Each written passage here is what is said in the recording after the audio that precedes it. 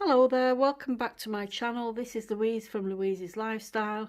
Thank you for joining me. If you're new here, please hit the subscribe button if you wish to see more plant related content like this.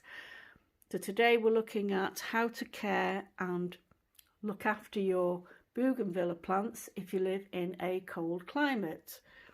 So I'll talk to you a little bit about what a Bougainvillea plant looks like, apart from what these plants are here, what they look like when they're in flower. So I've got my trusty encyclopedia because I like to refer to books rather than going on the internet all the time. So this is the Bougainvillea flower, and they have different shades of colour. So this is Bougainvillea spectabilis, this is Bougainvillea glabra. If you've been on holiday around the Mediterranean, Italy, Greece, Portugal, Turkey, you'll see this plant grows everywhere outside, growing up the sides of houses, covering them with these beautiful flowers.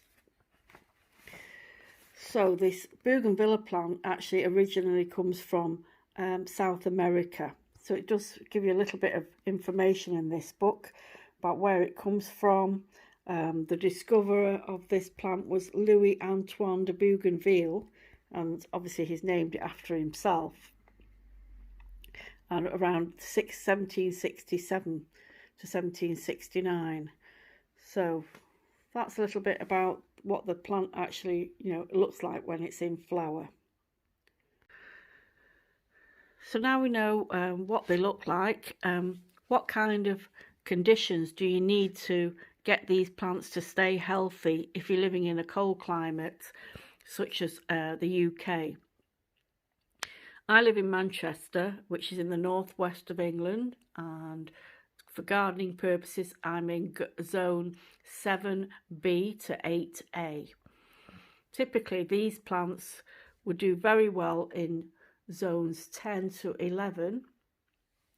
If you live in zone 9, which some parts of the UK are in, southern areas, you could grow this outside, but you would need to give it winter protection.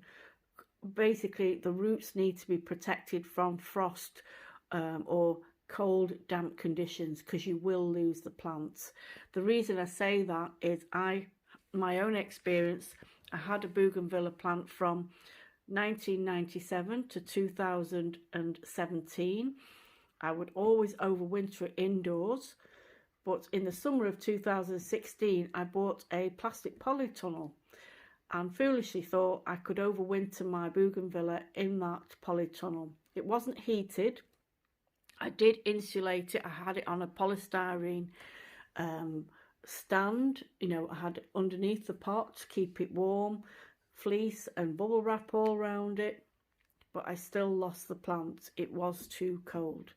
So you do need to keep these either in your heated greenhouse, emphasis on heated, and either a conservatory, or bring them into your house. I don't think overwintering them in a garage, unless you've got central heating in your garage, then you're not going to make it with these plants.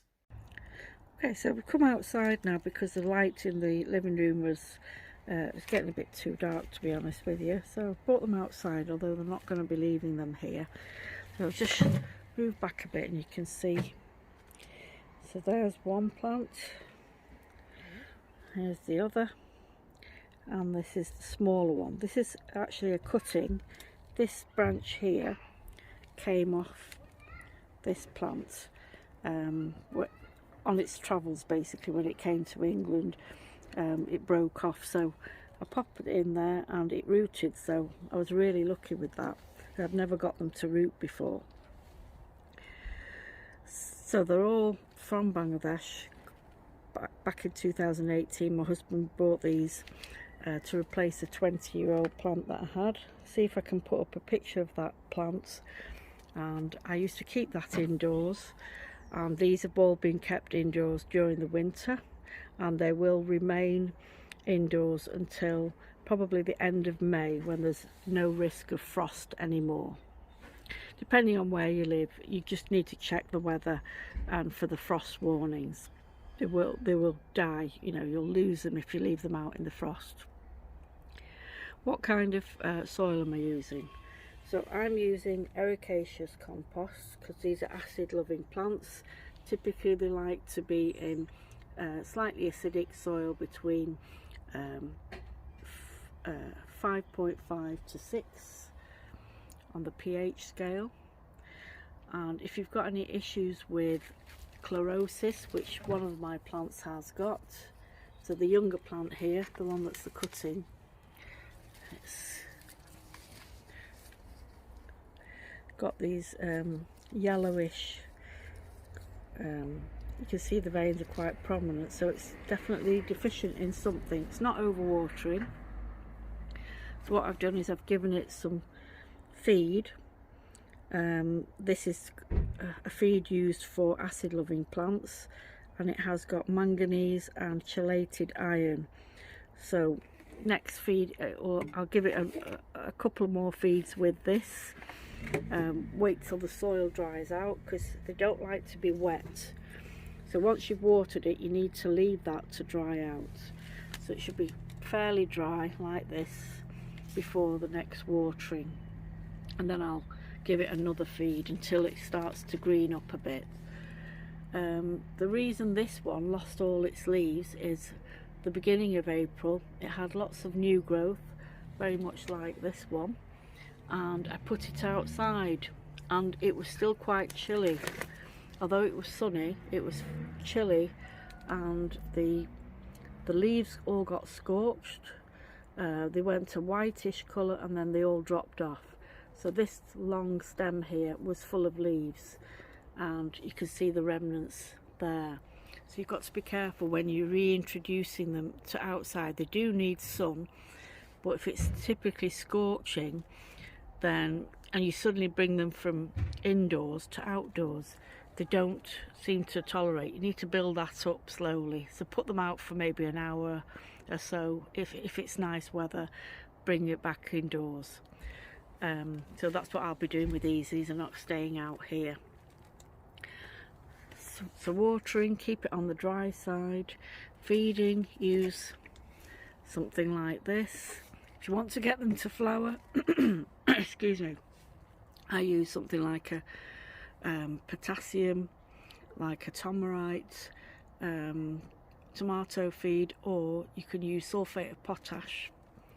That will encourage it to flower.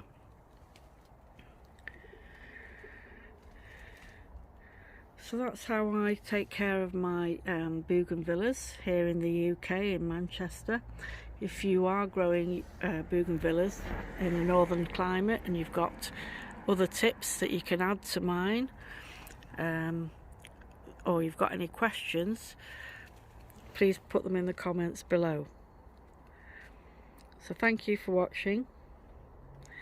Take care everyone. Bye bye.